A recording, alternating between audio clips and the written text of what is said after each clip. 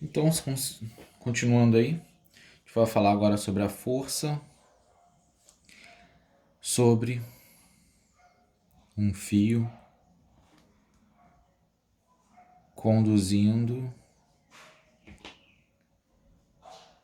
corrente, beleza? Nosso foco agora é falar justamente da força quando tem corrente elétrica passando por ela. Então, quando você tem o caso de um fio que passa uma corrente elétrica, o que vai acontecer? Você consegue fazer uma relação, né? Porque corrente elétrica gera campo magnético. Então você consegue colocar aí, ó, que a força ela vai ser igual ao nosso bio seno θ, tá certo? Campo magnético, corrente elétrica, comprimento do fio, né? Trabalhando com fio passando carga. Esse caso aí é se eu tiver um certo ângulo, né, entre o campo e o fio, né? Na hora que eu apresento esse ângulo, cheguei a essa expressão. Quando você tem um condutor,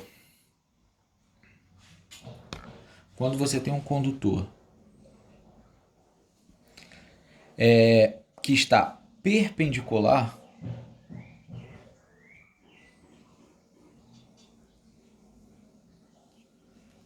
ao campo, o que vai acontecer? Eu vou ter lá o nosso condutor.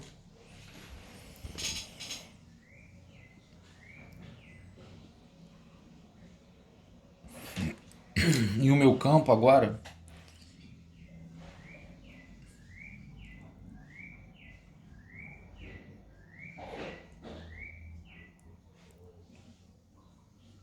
forma um ângulo de 90 graus com esse condutor.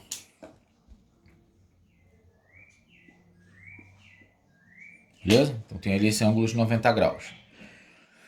Nesse caso, a minha expressão, minha formulazinha vai cair, ó, F é igual a bio seno de θ, o θ é 90, seno de 90 é 1. Então, ó, ficou resumida nessa situação, porque eu tenho θ igual a 90 graus. Quando eu tenho um condutor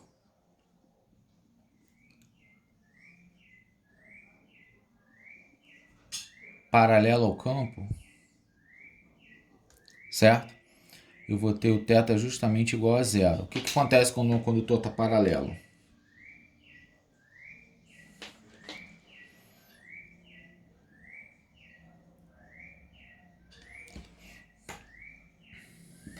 Eu tenho aqui o movimento de carga, né, o meu I, e eu tenho que o meu campo está justamente assim.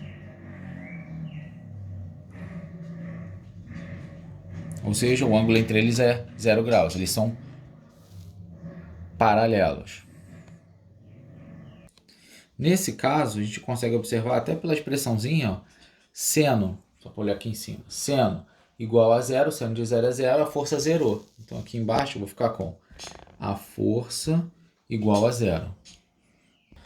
Falar agora sobre força entre condutores paralelos. Certo? A força entre condutores paralelos. E esses condutores estão passando corrente elétrica, então eles vão ter uma certa relação entre si, ou seja, atração ou repulsão. Tá certo? Se eu tiver então com dois condutores assim,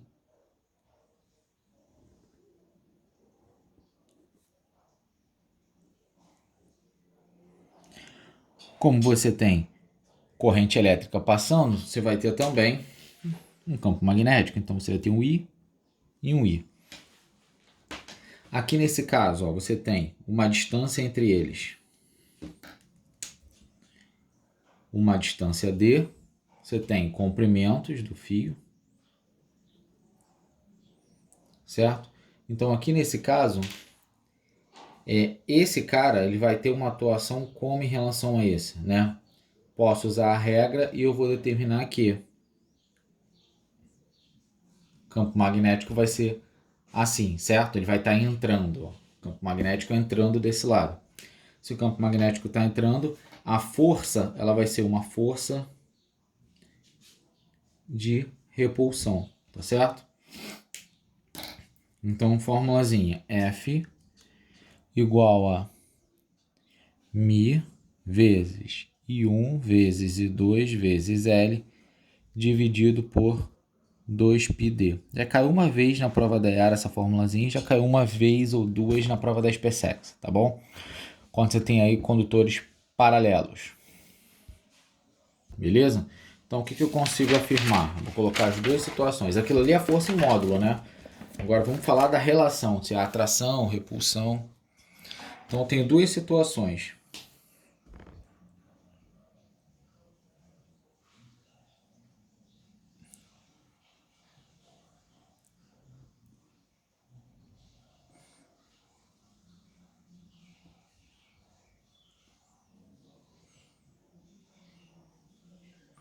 Tenho duas situações. Primeira, eu tenho condutores percorridos por correntes em sentidos contrários. Toda vez que eu tenho isso aqui, a minha força ela será de repulsão.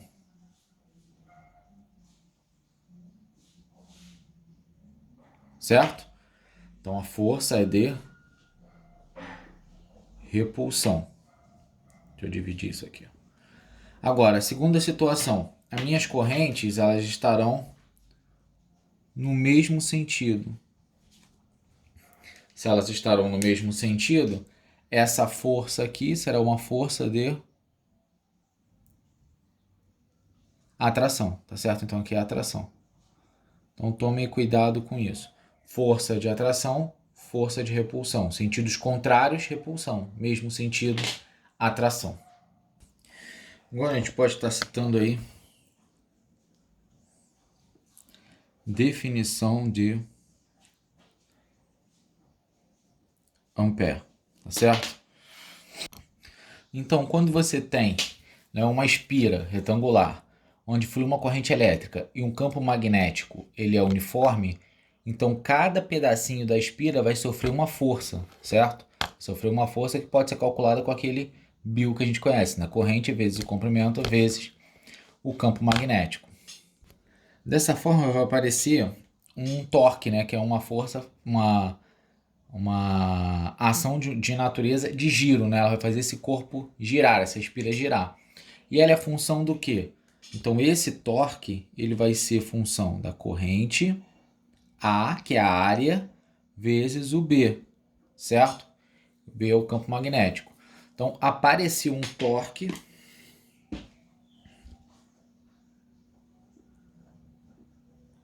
devido a uma espira sob a atuação de um campo magnético uniforme. Cada parte da espira vai ter a atuação de uma força, sendo que algumas vão ter sentido positivo e outras negativos. Então isso vai fazer o corpo, a espira girar.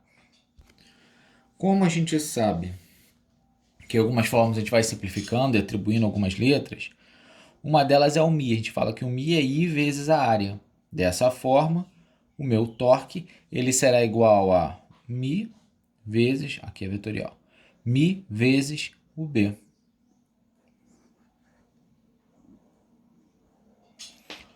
Beleza? Se você quiser saber o torque para uma bobina de N espiras,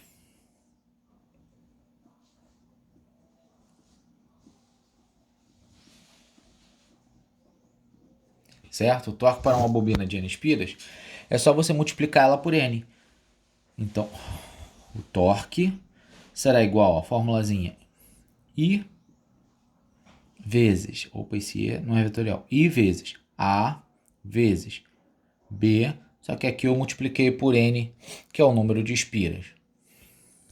Beleza? Fórmulazinha importante quando a gente trabalha com bobina. Por que surgiu esse torque? Por causa da aplicação da força em diferentes pontos da espira, né? A força cada vez aí vai ter uma direção, dependendo da espira de como está montada dentro desse campo, e isso vai fazer com que essa espira, essa bobina gire, beleza? Então essa é o que a gente tinha para apresentar em relação à força magnética.